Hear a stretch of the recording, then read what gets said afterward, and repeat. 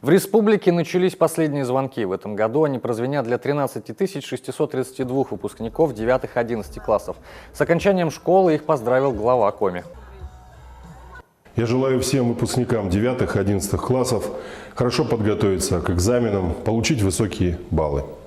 Помните о тех, кто вложил в вас не только знания, но и душу, о ваших родителях и учителях. Будьте благодарны им. Пусть знания, полученные в школе, помогут осуществить ваши самые смелые планы и мечты.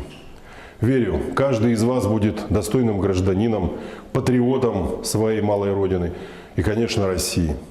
Сегодня для вас открыты все пути. Россия – страна новых возможностей. Мы в вас верим. Вам строить будущее республики и страны. В добрый путь. Идите по жизни смело и уверенно. Успехов! В школах Сыктывкара последние звонки пройдут в основном завтра, а 28 мая у 11-классников уже первый ЕГЭ. Экзамен будут писать те, кто выбрал географию и информатику.